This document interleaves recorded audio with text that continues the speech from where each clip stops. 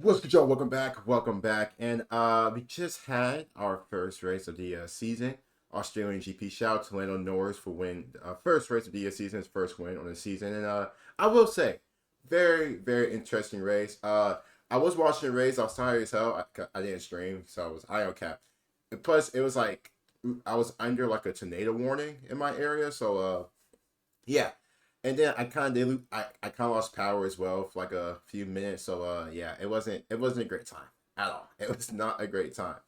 But I will say the race in general was actually really interesting. Just to touch on it right quick, the rookies outside Kimi and Antonelli did struggle. I think mostly all of them crashed out except for just Kimi. I think Kimi finished with fifth or fourth.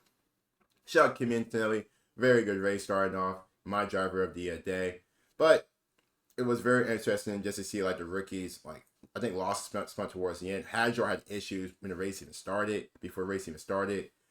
But Toletto, I think he spun out as well. So it wasn't a good day for the rookies. And obviously, you guys know me. I've mentioned this about Lance Stroll. I think Lance Stroll finished like 6th or 7th. He will finish top 10. Like he would like when he's not spinning out and he's not doing anything weird, he will get you a top 10 finish. Very weird, but that's just how Lance Stroll is. But big ups to Lando Norris. Mclaren looked like the best car on the grid. And then Verstappen was close to catching Lando, but obviously Lando held on. The rain was very interesting in regards to like what the drivers did. I think Ferrari messed up again, not switching to intermediates early, like especially towards the end of the race. You probably had a chance because Lewis was in front for like a bit, but it kind of messed up on that. McLaren swooped in. So same old Ferrari making these dumb decisions, even with Lewis Hamilton there, still making the same old decision. So that's my pretty much thoughts on the race. You guys want to know you guys' thoughts in comments down below. But shout out to BMPH. All credit goes to him big time today. We are going to check out the Red Bull's F1 dominance end so quickly. With the rise of like McLaren stepping in. Can't forget about Ferrari. Let's see. Anyway, if you guys are new to the channel, don't forget to like the video and sub as well. I feel good today. I feel very good today. F1's back. Let's get it. With Red Bull. Now, notice how I specifically said Red Bull and not Max Verstappen, whose face is plastered all over the thumbnail. I mean, I have to get you guys to click somehow, you know? Don't hate the player, hate the game. To clarify, I still think Max is performing at an insane level. He just doesn't have the same car advantage as he did before. It's fascinating just how quickly things have turned around. Last year, they had a car with DRS so powerful that he could send an overtake from a different galaxy and pull ahead way before the break. Underbar stuff. I don't know why it's there. And he just breezes down the inside. That looked like F1 against F2. Even at the start of this season, they were untouchable. But this race right here is where a shift in the balance of power would alter the trajectory of the season forever.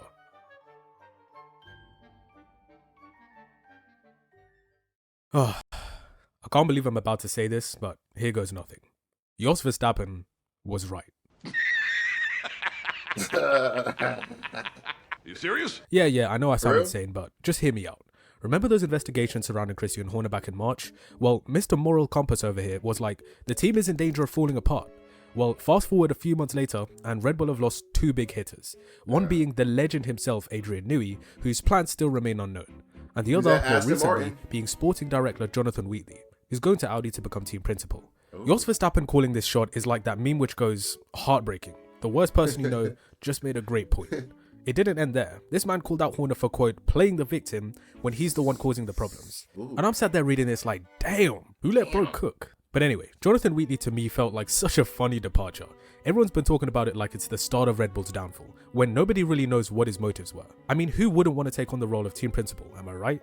Especially for someone... I always forget Jonathan Wheatley left Red Bull. That's the main thing for me. I always forget. I think everybody knows about Adrian Newey leaving to go to Aston Martin.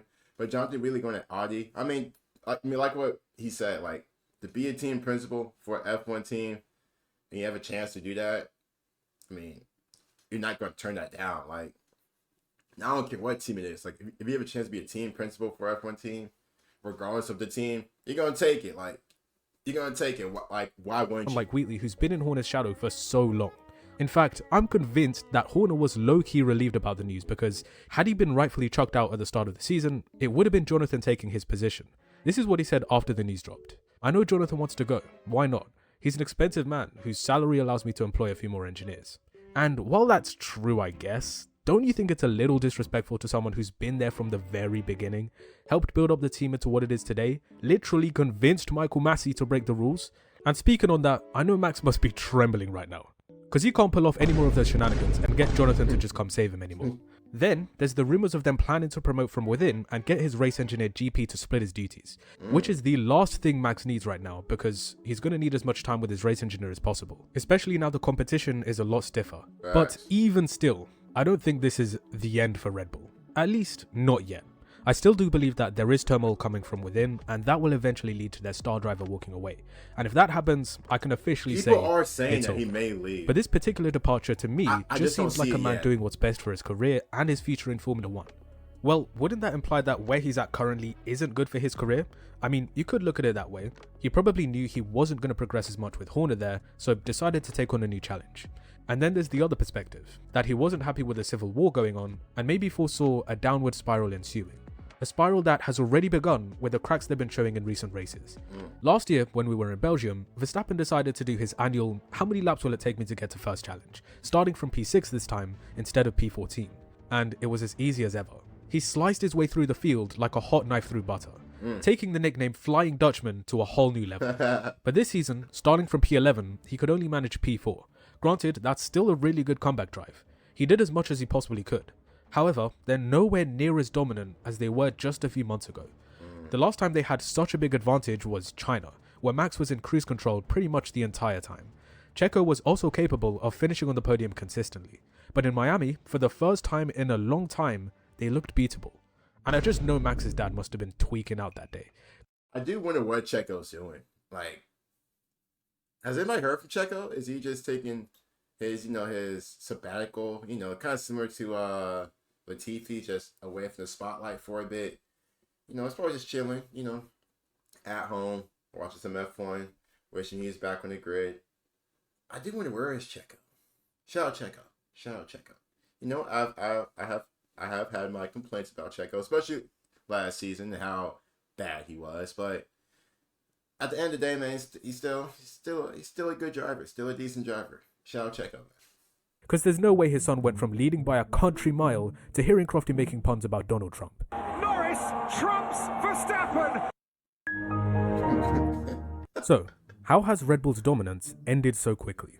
Well, that can be attributed to a lot of factors. First, I'm going to address the most talked about reason. There was a Spanish commentator who started a dumpster fire saying that Red Bull were told by the FIA to remove some parts because they were illegal. And at the time, I thought this guy was just chatting rubbish. Like, he really pulled the sauce. Trust me, bro. But then recently, the FIA made some changes to the sporting and technical regulations, with the main point of interest being a ban put in place, specifically banning any system or mechanism which produces asymmetric braking torques. And without getting into too much technical jargon, basically, a team has been doing something sneaky with their braking system that's allowed them to gain better cornering performance. Now, the FIA obviously saw this and said, nah, we don't like that, and put a stop to it. Either to prevent an arms race between the teams, or they felt like it wasn't what they like to call in the spirit of the regulations. People usually feel one of two ways about this kind of thing, and it really just depends on who you're a fan of. If it's your favorite team, you'll likely be in the "why are the FIA banning innovation" camp. And if it's a team you absolutely despise, then you'll be in the "great, they've closed a loophole. Now my favorite team can catch up." Well, unless your favorite team is Ferrari, then yeah, things stay the same. Now the question is, who has been taking advantage of this loophole? A team that has recently seen their performance advantage diminish, or a team that has closed the gap to the leaders within a very short period of time? Well, that's the million-dollar question, isn't it? There are some theories floating about that this could be a 2019 Ferrari situation, where from the outside, we see a team's pace disappear out of nowhere. And interestingly, Max has been complaining a lot about understeer lately. But hold on. Surely an F1 team wouldn't remove such an advantageous mechanism before it was officially deemed illegal, which wouldn't line up with the issues that Red Bull have been experiencing. Both cases could be made that it either could be or not be them. So what about McLaren or Mercedes? It could also be one of them, since they've gained a ton of performance in recent races. The funniest scenario though would be if it was Ferrari, given how they've completely fallen off the map. But I doubt it's them, since their issues were more related to porpoising.